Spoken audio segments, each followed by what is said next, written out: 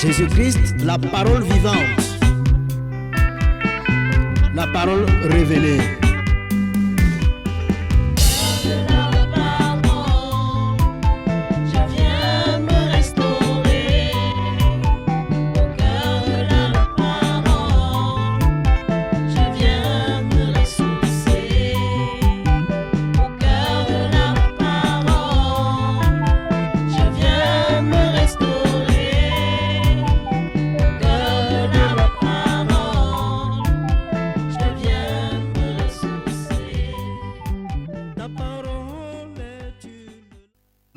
Nous sommes en train de finir notre programme, donc on ne va pas entrer trop dans les détails de l'enseignement parce qu'il y a une autre phase qui arrive. Mais nous devons nous rappeler que ce que nous avons vu le premier jour, ce n'est pas le fait d'être dans la maison de Dieu qui fait que tu sois né de nouveau.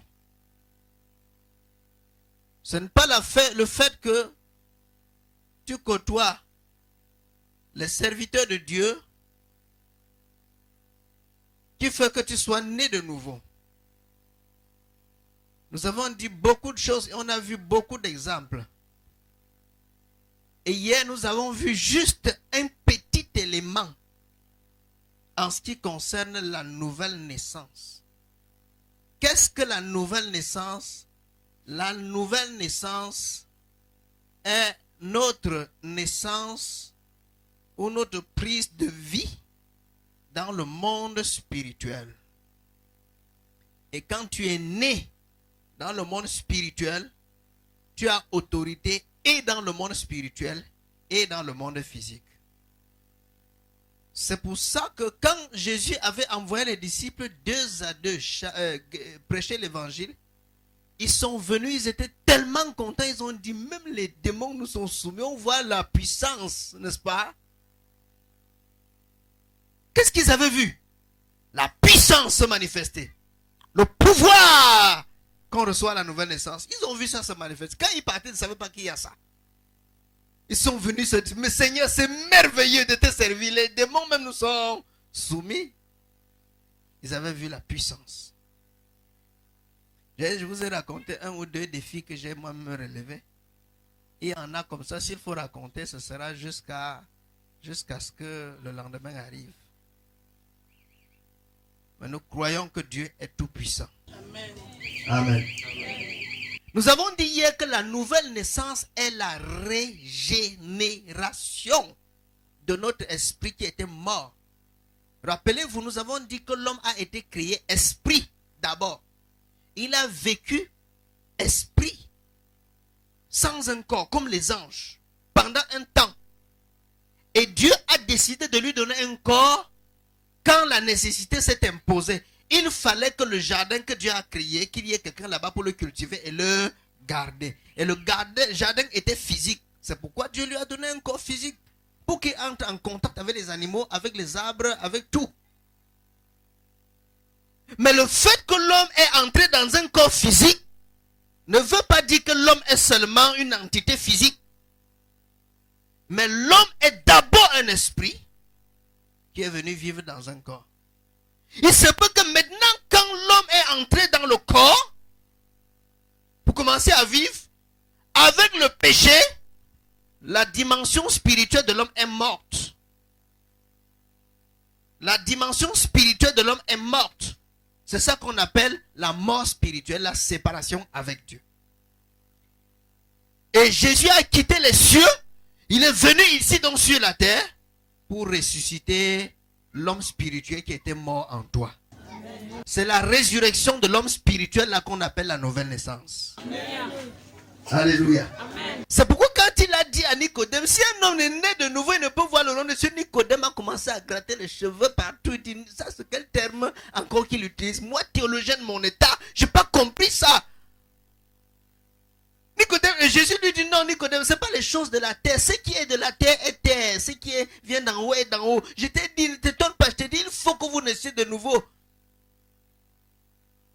C'est un langage spirituel pour parler des choses, des réalités spirituelles. Si tu n'es pas un homme spirituel, tu ne peux pas comprendre ça. Écoutez, la seule chose qu'il y a, la seule manière de connaître la nouvelle naissance, c'est d'expérimenter la nouvelle naissance. On a beau te chanter ça, même si on te prêche ça du matin jusqu'au soir, on récite, on dit, on chante, on parle, on exhorte, on prêche, on fait tout. Si tu n'expérimentes pas la nouvelle naissance, tu ne comprendras pas de quoi il est question. Même si tu es déjà ancien à l'église. Tu ne comprendras pas de quoi il est question. C'est un mystère. C'est un miracle qui s'accomplit dans la vie d'un homme. C'est un miracle. C'est même le plus grand des miracles. Le salut, parce que la nouvelle naissance te donne le visa pour entrer dans le royaume des cieux. Et tu es sauvé. Amen. Donc, quand quelqu'un dit je suis sauvé, cela veut dire, il veut dire qu'il est né de nouveau.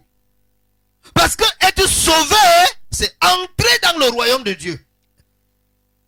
Il a dit à l'apôtre Paul, j'ai été choisi du milieu de tout peuple vers qui je t'envoie, pour que tu l'aies,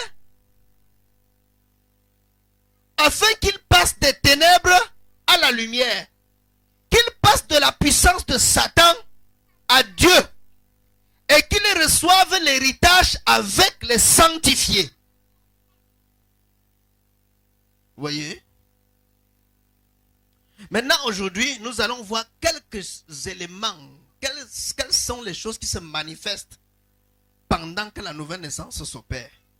Alléluia. Amen. Je vous amène dans Ézéchiel, chapitre 36, à partir du verset 26. Ézéchiel 36, 26. Je vous donnerai un corps nouveau. Voici la prophétie biblique sur la nouvelle naissance. Parce que la Bible dit, Dieu ne fait rien sans avoir annoncé son projet à ses serviteurs, les prophètes. Ça, c'est le principe de Dieu. Dieu annonce toujours avant de faire. Maintenant, ici, voilà le prophète Ésaïe qui prophétise. Ézéchiel pour moi, autant pour moi, qui prophétise sur la nouvelle naissance. Qu'est-ce qu'il dit? Lisons bien. Ésaïe 36, à partir du verset 26. Ézéchiel. Je vous donnerai un corps nouveau. Je vous donnerai, quand je viendrai, avec ma parole, pour vous changer, pour vous renouveler, pour vous requinquer, pour vous réfectionner, pour vous restaurer. La première chose que je ferai, quand ma parole va commencer à agir en vous, je vous donnerai un autre cœur, un nouveau cœur. Alléluia. Amen. Quand tu es né de nouveau, tu reçois un nouveau cœur. Et je mettrai en vous un esprit nouveau. Attends. On n'a pas fini avec le cœur. Je vous donnerai, premièrement, un cœur nouveau. Alléluia. Amen. C'est ça la différence entre le religieux et le chrétien. Le chrétien, dans son sens authentique, veut dire quelqu'un qui a expérimenté la nouvelle naissance et qui vit comme Christ. Mais le religieux, c'est celui qui ramasse sa Bible tous les jours et qui va aussi à l'église, sans avoir expérimenté la nouvelle naissance. Cela ne devrait même pas être ainsi. C'est du fait de la force des choses. Parce que la Bible dit Dieu ajoutait tous les jours à l'église ceux qui étaient sauvés, c'est-à-dire ceux qui étaient nés de nouveau. Vous voyez?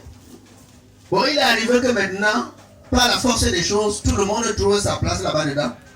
Mais Dieu dit, quand il prophétise sur la nouvelle naissance, il dit, je vous donnerai un cœur nouveau. Si tu es à l'église, que ton cœur n'a jamais changé, tu n'as jamais reçu un nouveau cœur, je regrette de te dire que tu n'appartiens pas encore à Jésus. Amen. Le Seigneur seul connaît ceux qui lui appartiennent véritablement. C'est écrit dans la parole. Mais il a maintenant dit, si quelqu'un n'a pas l'esprit de Christ, il ne lui appartient pas. On arrive là tout à l'heure.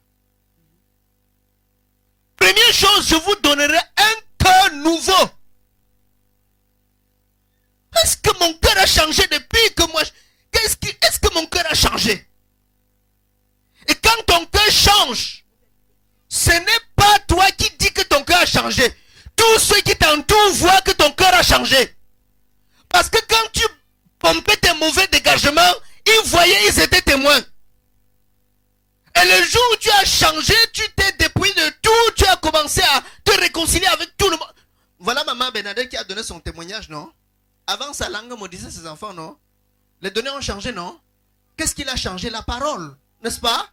Est-ce que maintenant, c'est tes enfants de maman, tu veux le frigo ou le congélateur? Pourquoi? Parce que les données ont changé. Maintenant, ces enfants l'aiment. Tout a changé, non?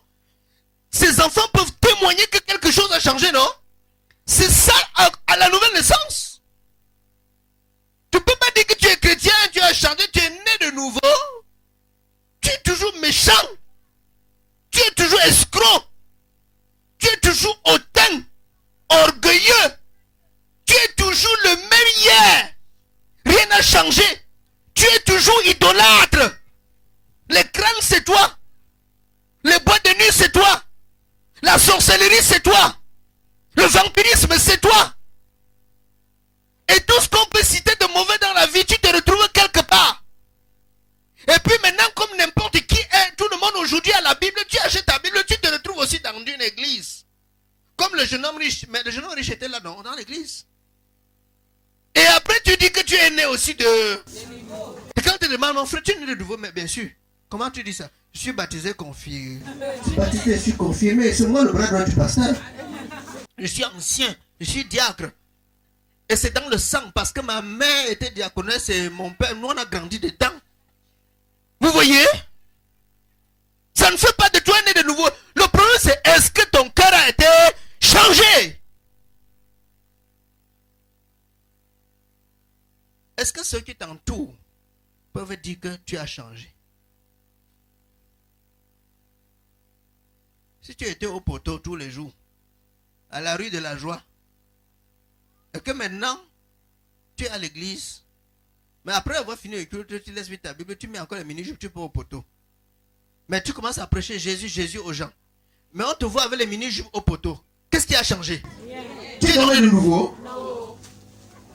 Il faut que le diable et la religion cessent de nous tromper.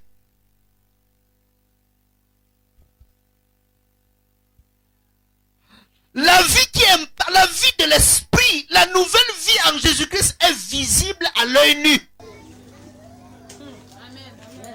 Je vous donnerai un cœur nouveau. Dieu vient changer ton cœur. Le cœur qui avait la haine.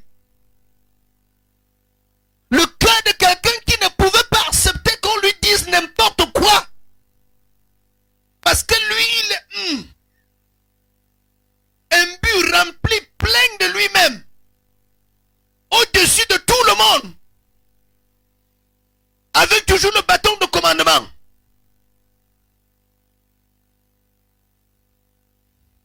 Mais Jésus qui est le roi des rois, le Seigneur des seigneurs, quand il nous a montré le modèle de la nouvelle naissance, il a laissé loin là-bas toutes ces choses. Il est rentré laver les pieds de ses serviteurs. Amen. Voilà le fruit.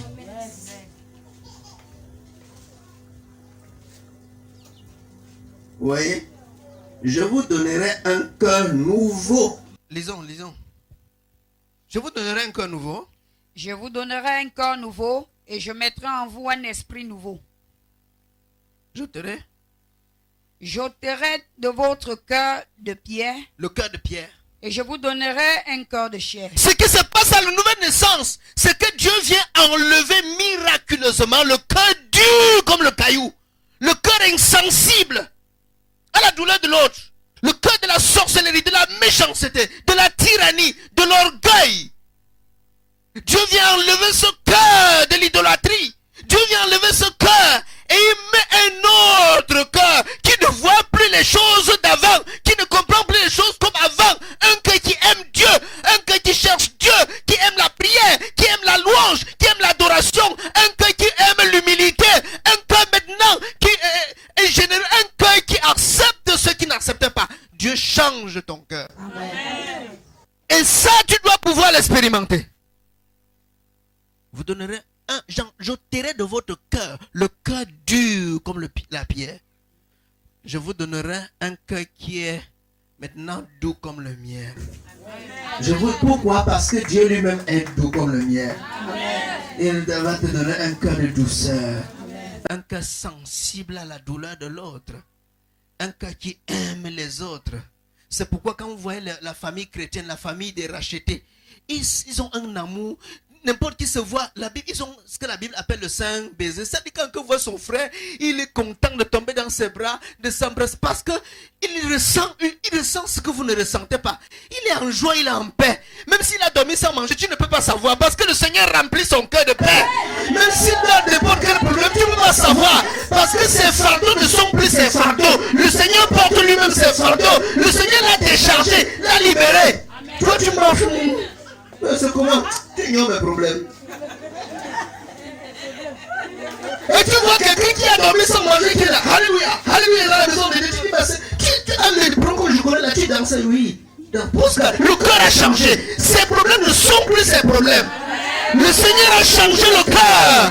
Le Seigneur lui a donné un cœur nouveau, un cœur qui aime le Seigneur. Un cœur qui s'occupe du Seigneur, pendant que le Seigneur s'occupe de ses problèmes derrière. Alléluia. C'est pourquoi la Bible dit, ne vous inquiétez pas de quoi que ce soit, même de la nourriture, même du vêtement. Et Jésus dit, ce sont les païens, les gens qui ne sont pas nés de nouveau, qui s'inquiètent de ces choses. Le chrétien ne s'inquiète pas. Il ne s'inquiète pas du travail. Il ne s'inquiète pas de ce pas moi quoi. De toutes ces choses. Pourquoi? Parce que il a un autre cœur. Il ne voit que Dieu. Il ne voit que la puissance de Dieu. Il ne voit que la gloire de Dieu se manifester. Amen. Le cœur est changé, transformé.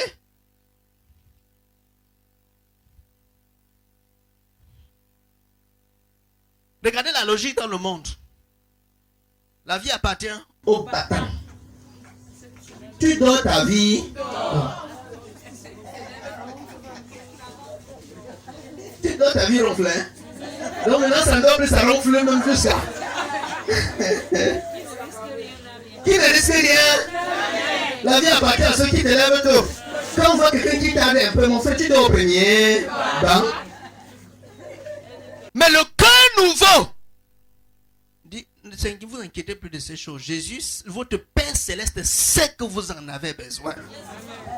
Il dit, dans le cœur nouveau, la seule chose, il dit, cherchez premièrement le royaume et la justice de Dieu. Et toutes ces choses vous seront données par-dessus. Le Seigneur dit, avant vous vous levez très tôt le matin 4 heures sandaga. On n'a pas le temps de prier. On n'a pas le temps de prier, puisqu'en priant, les Bibles ça vont finir tout le marchandise là. 4 heures du matin, sandaga. Tu risques même les agressions pour rien. Tu peux acheter, tu mets là au marché. Venez me tromper. Venez me te faire la publicité. Venez me tromper. Moins cher, moins cher. Après, tu dis, Seigneur, vraiment, envoie-moi les clients. Tu arrives comme ça jusqu'au soir. Le soir, l'heure du culte arrive. Comme toi-même, comment j'avais rien vendu aussi. C'est pénible. Il faut que... Ça, c'est l'heure du pointage. Le dernier marché. Le dernier marché. Tu restes là. 20h te trouves là. Tu es là. Tu as même allumé. Tu as même cherché une ampoule. Tu mets là. Tu dis que tu vas vendre. La Bible dit en vain. Vous vous levez très tôt le matin. Vous vous couchez trop tard le soir. Et vous mangez le pain de quoi? D'affliction. C'est-à-dire le pain de douleur. La douleur comme ça. Mais le verset là continue en disant, Dieu donne à ses bien-aimés pendant qu'ils sont dans le...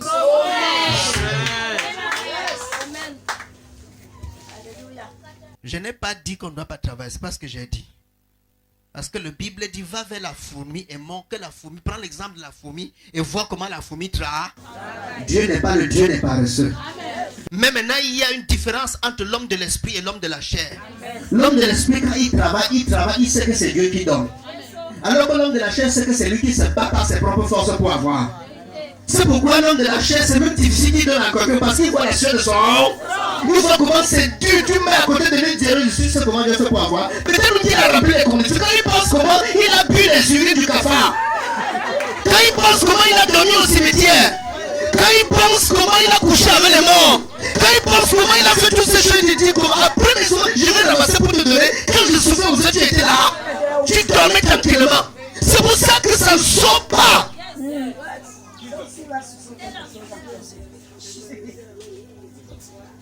Pour avoir ça, il est allé, on a cassé la main arrière. On a tout bousillé. Il a tenu la table fatigué pour que ses affaires commencent à marcher. Et toi, tu viens, tu n'es pas passé par ces conseils, tu lui dis de donner conseil. Il ne donne pas. Pourquoi? Parce qu'il sait que la vie doit pas, il doit se battre comme un bon soldat. Mais ma Bible dit, ce que Dieu nous a réservé, il nous le donne par grâce. Elle dit, je n'ai rien fait pour être apôtre.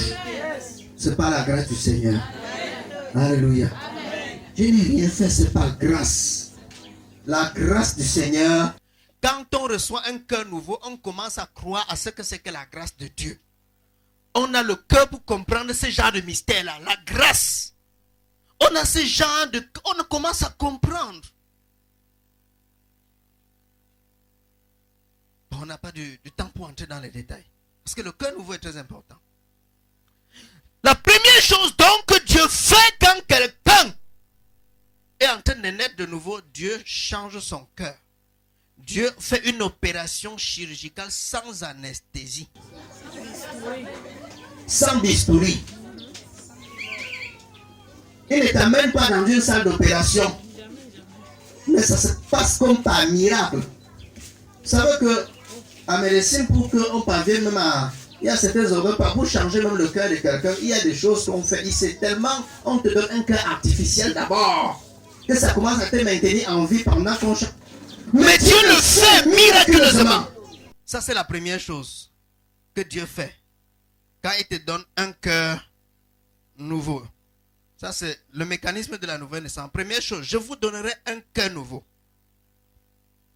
Amen. Et nous pouvons voir, vous connaissez tous l'histoire de Zachée. Amen. Zachée était un escroc, non? Un publicain, un collecteur d'impôts, un homme du pouvoir, un homme de la magouille, un escroc. Il vivait avec les choses qui devaient en réalité appartenir aux autres. L'esprit du renard. Je n'ai pas le temps pour vous expliquer ce que le renard. Tout pour lui, rien pour les autres. Il dépouillait les autres pour s'enrichir. Le jour où il a reçu Jésus-Christ, la Bible dit, Jésus ne l'a pas pris, il ne l'a même pas donné un enseignement. La seule chose, c'est que quand Jésus est entré dans sa maison, la Bible dit le cœur de Zachée a changé. Zachée a commencé à lui-même dire, Seigneur, si j'ai déjà escroqué quelqu'un une fois, je lui remets 4 fois. Son cœur a changé. Les gens ont commencé à dire, merde, quel miracle. Jésus dit, oui. Je suis venu chercher et sauver ce qui était perdu. Celui-ci aussi est un fils d'Abraham. Le salut est entré dans sa... Quand tu es sauvé, ton cœur doit être changé. Amen. Si ton cœur n'est pas changé. Et là maintenant, à partir de n'importe qui peut vérifier pour voir si son cœur a changé ou non. Alléluia. Ne te couvre pas, ne te cache pas dans la chanson de la chorale. Non. Ne te cache pas que je suis dans le groupe, les responsables. Je suis diaconal, je suis ancien, je suis ceci. Non, mais le problème c'est, est-ce que ton cœur a changé? Est-ce que tu as reçu un cœur nouveau? Un cœur nouveau? Et je mettrai en vous un esprit nouveau. Deuxième chose, je mettrai en vous un esprit nouveau. Alléluia. Amen. Tu n'as pas dit amen. Alléluia. Je mettrai en vous un esprit nouveau. Pourquoi esprit... Écoutez ce que j'ai expliqué hier. Pourquoi esprit nouveau? L'ancien était comment? Mort. Dans la Genèse, non? L'ancien était mort, non? C'est ça qu'on expliquait hier, non? Oui. Vous n'étiez pas là hier. Voilà. L'ancien est mort. Il était mort spirituellement. Maintenant, Jésus dit, je mets en toi un esprit nouveau. Pourquoi? Pourquoi Dieu met en toi un esprit nouveau? Parce que désormais, tu vas rentrer dans la communion avec Dieu. Amen. Par la nouvelle naissance. Or, Dieu est comment? Esprit. Esprit. Et on ne peut pas entrer en contact avec Dieu par la chair. Il faut que par l'esprit. Parce que quand Dieu parle à un homme, laissez-moi vous révéler une chose. Quand Dieu parle à un homme, quand Dieu communie avec un homme, il parle dans l'esprit humain, l'esprit de l'homme. Les choses que Dieu fait, les visions, tout ça, c'est dans le domaine de l'esprit. Dieu ne traite rien avec la chair et le sang. Dieu dépose la vision, le songe, la révélation, tout ça dans ton esprit. Et c'est ton esprit qui est chargé de répercuter ça maintenant au niveau de ton âme. Pour que tu prennes conscience de cela. Amen. C'est pourquoi nous pouvons être ici en train de prier. Quelqu'un voit quelque chose que toi tu ne vois pas. Il a les mêmes yeux que toi. Mais après ça, Dieu lui a donné les yeux de l'esprit, a ouvert ses yeux spirituels pour qu'il voie quelque chose que les autres ne voient pas. La maman là a vu un bébé ici que personne n'a vu, non? Elle a vu la robe de mariage. Et pendant que toi tu continues à prier, tu dis esprit célibat va me tuer, Seigneur, vois-moi. La robe de mariage, tu n'as pas eu les yeux pour voir parce que tu n'es pas spirituel. Voyez?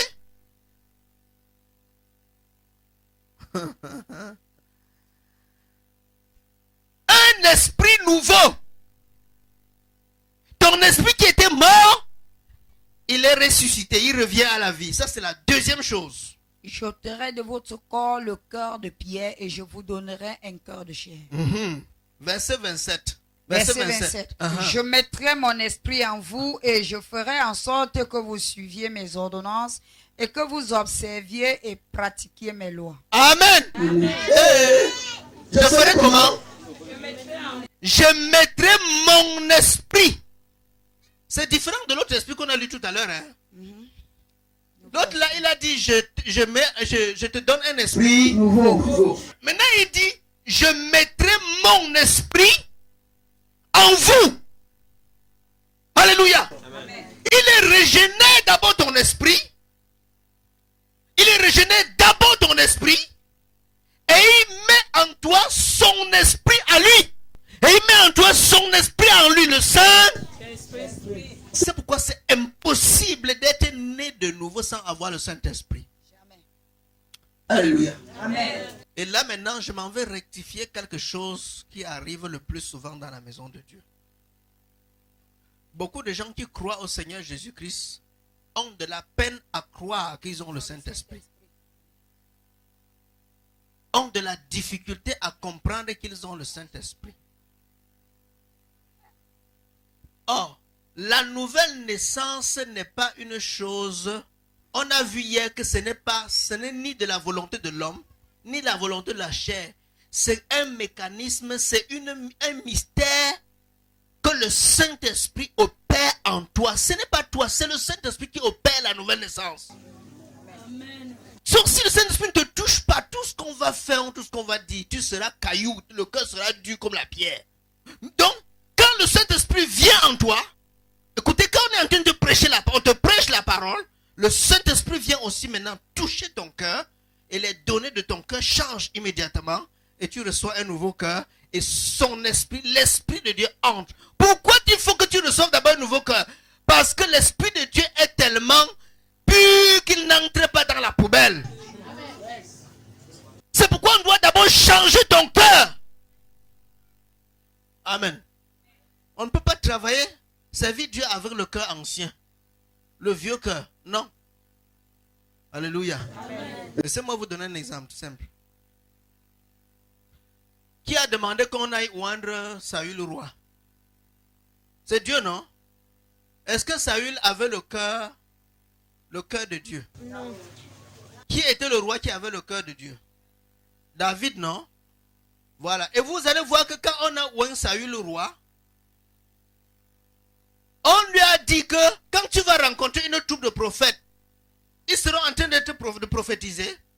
L'Esprit de Dieu aussi va te saisir. Et maintenant aussi, toi, tu vas te mettre à prophétiser. Et là, maintenant, tu seras recevoir un nouveau cœur. Et ton cœur sera changé. Tu seras une nouvelle personne.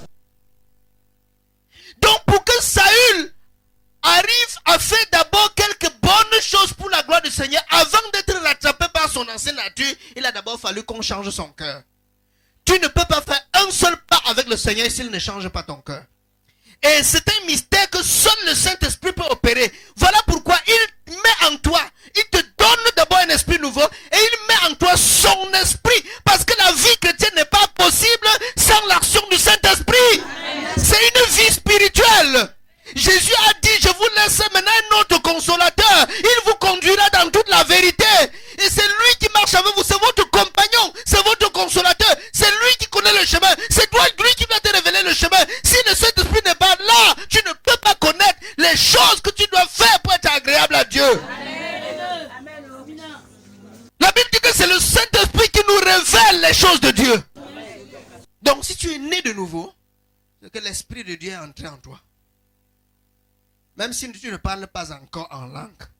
Je parle ici de la personne, de l'œuvre de la personne du Saint-Esprit et non pas des dons du Saint-Esprit.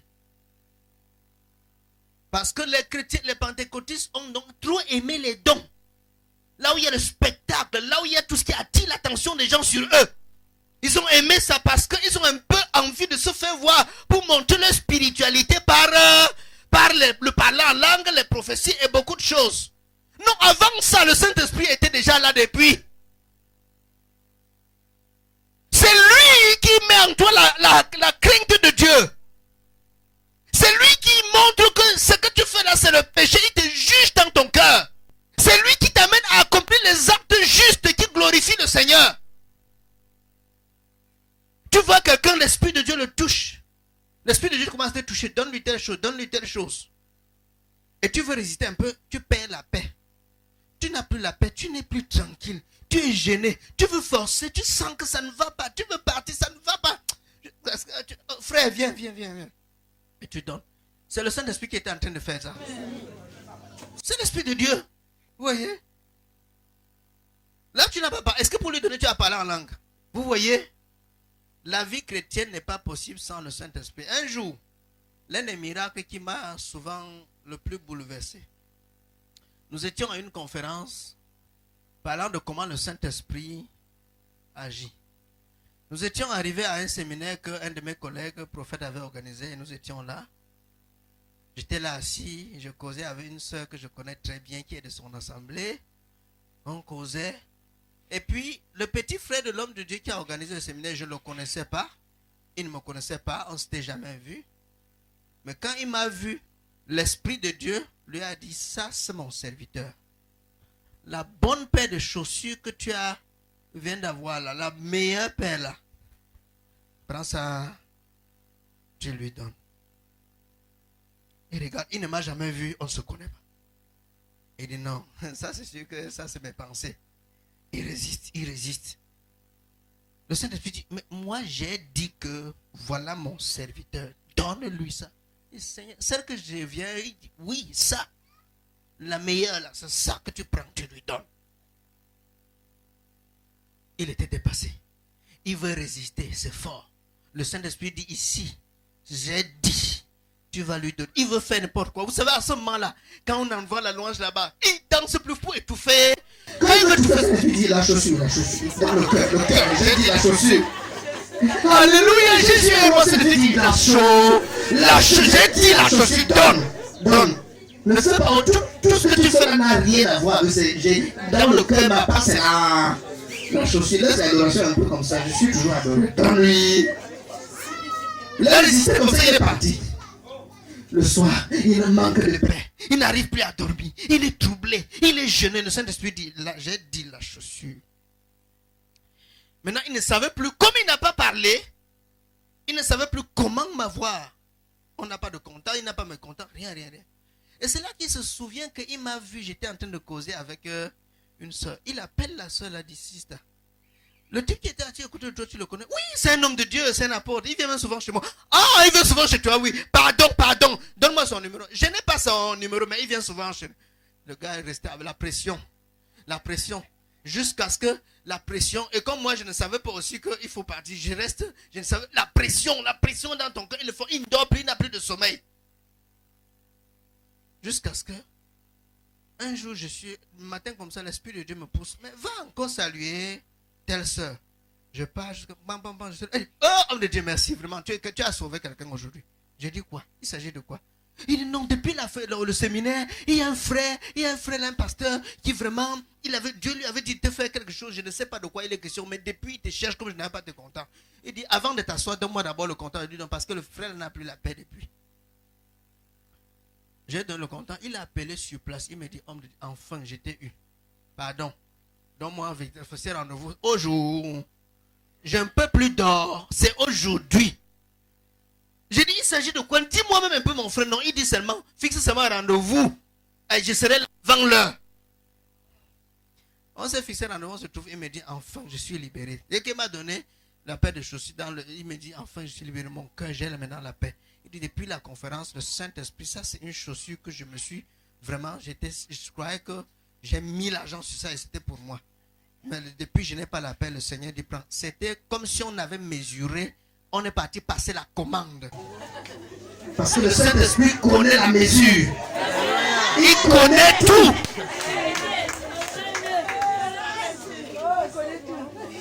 Amen. J'ai dit, mais quelqu'un qui ne me connaît pas, voilà l'œuvre du Saint-Esprit. C'est pourquoi tu ne peux pas vivre une bonne vie chrétienne sans le Saint-Esprit. Parce que les choses que tu dois faire pour être agréable à Dieu, c'est le Saint-Esprit qui va te dire de le faire. Amen. Tout le monde peut être ici, on ne fait rien, peut-être pour la maison de Dieu, mais Dieu te dit à toi, spécialement, mets un chèque, c'est 10 millions ici pour la construction de tel ou pour l'achat de telle chose dans ma maison. Tu dois le faire parce que le Saint-Esprit a dit. Alléluia. Amen. C'est un exemple qui a sauté comme ça. Ne dis pas qu'il a parlé de l'argent. C'est pas pour ça que je suis venu. Ça peut être pour n'importe quoi. Tu peux être assis, le Saint-Esprit te dit, lève-toi, va à tel endroit, je vais annoncer, je veux que quelqu'un soit sauvé, va prêcher l'évangile. Alléluia. La vie chrétienne, c'est une relation entre le Saint-Esprit et nous. C'est pourquoi, le jour de la nouvelle naissance, le Saint-Esprit doit entrer. C'est lui qui doit te convaincre du péché. C'est lui qui doit te guider dans ta vie chrétienne. C'est lui qui doit te dire, ne passe pas par ici, passe plutôt de ce côté, passe comme ça, passe plutôt de l'autre, ne passe pas sur telle route. Le Saint-Esprit fait ça. Oui. Un jour, je me prépare, je suis en train de préparer le culte un dimanche. Je n'étais pas à l'église vendredi. Et je suis en train de préparer. Le Saint-Esprit me montre une femme que je vais trouver dans la salle, habillée d'une manière bien précise. Elle devait être habillée en blanc. Blanc-noir. Et j'arrive, effectivement, je la vois au fond de la salle. Et le Seigneur, elle avait des problèmes spirituels. Je l'appelle et je dis, viens, on va prier pour toi. Le Seigneur m'a montré déjà, et je savais que je vais te trouver là-bas, dans tête tenue, et voilà comment on doit prier. Elle était dépassée, et elle avait des sérieux problèmes spirituels. Donc le Saint-Esprit, c'est lui qui fait le travail. Nous ne sommes pas levés à l'aventure pour faire ce que vous voyez là. L'Esprit de Dieu est au travail. Au cœur de la parole n'est pas le fruit. Ce n'est pas une conception humaine. Ce n'est pas une ambition. C'est une vision spirituelle. C'est pourquoi nous rendons ministère aux gens que nous ne connaissons pas partout dans le monde entier. Il y a plus de, je crois, 160 personnes dans ce forum. Les gens sont au Canada, les gens sont aux États-Unis, les gens sont en Norvège, les gens sont en Afrique de l'Ouest, au Bénin, les gens sont partout dans ce forum. Curieusement, je ne les connais pas, je ne connais pas leur problème spirituel, mais tout le monde est béni. Ça, c'est l'œuvre du Saint-Esprit qui connaît les besoins des gens. Et il connaît leur problème de la maman là, que son problème c'était la langue. Et il dit, donne un enseignement sur la langue. Amen. Donc c'est le Saint-Esprit qui fait le travail. C'est pourquoi le jour que tu nais de nouveau, le Saint-Esprit entre. Un cœur nouveau, un esprit nouveau. Troisième chose, l'entrée du Saint-Esprit dans ton cœur. Verset 27. Je mettrai mon esprit en vous et je ferai en sorte que vous suiviez mes ordonnances et que vous observiez et pratiquiez mes lois. Voilà. Regardez très bien le pronom personnel là. C'est je. Hein? C'est Dieu qui fait. Amen. Amen. Dieu dit, moi je mettrai mon esprit en vous et je ferai en sorte que vous observiez mes ordonnances et que vous pratiquiez mes lois. C'est la raison pour laquelle sans la nouvelle naissance, il n'était pas possible de te soumettre à la parole de Dieu. Amen. Tu ne peux pas vivre la vie chrétienne par tes propres forces. Non, c'est impossible. C'est impossible. Tu peux te lever, tu dis, bon frère. vraiment, il faut que j'abandonne l'alcool aujourd'hui, je vais changer, je ne saoule plus. J'ai pris la décision et je me tiens là-dessus. Non. Parce que la Bible dit chacun est esclave de ce qui a triomphé de lui. Tu as développé des hormones de dépendance. Donc même quand tu ne veux pas boire, tu vois, ça commence à sucrer seulement. Avant de boire, j'ai tout résisté. Donne-moi une là-bas. Ce n'est pas toi qui fais, c'est que tu es dépendant.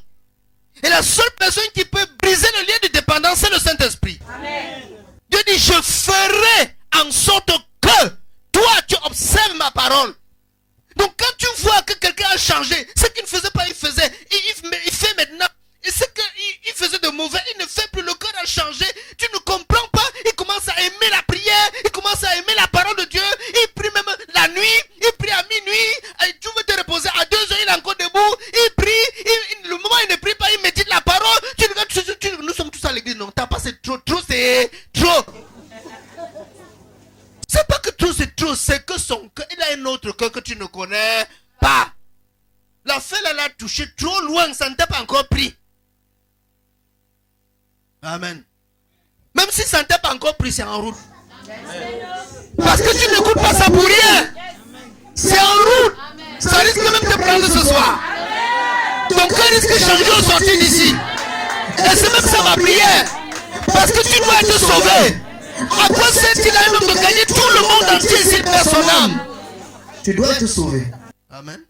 Voilà. 1. Donne un cœur nouveau. Il change ton cœur. 2. Il te donne un esprit nouveau. 3. Il met son esprit en toi. 4. Il te donne la capacité de vivre de manière de plaire à Dieu. C'est lui qui te donne la haine du péché. Voilà les choses qui se passent quand Jésus-Christ change le cœur, quand quelqu'un naît de nouveau. Voilà les choses qui se manifestent en lui à cet instant T. Et quand il se relève, il n'est plus la même personne. Les données ont changé. Les données ont changé. Il est une nouvelle créature. Et c'est là où nous allons finir. La Bible dit, si quelqu'un est en Christ, il est une nouvelle création.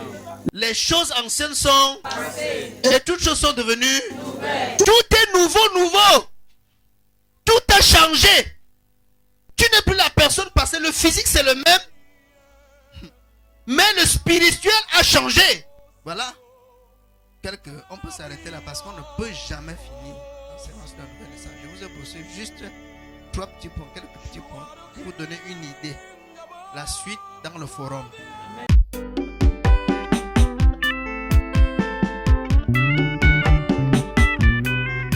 Jésus-Christ, la parole vivante. La parole révélée.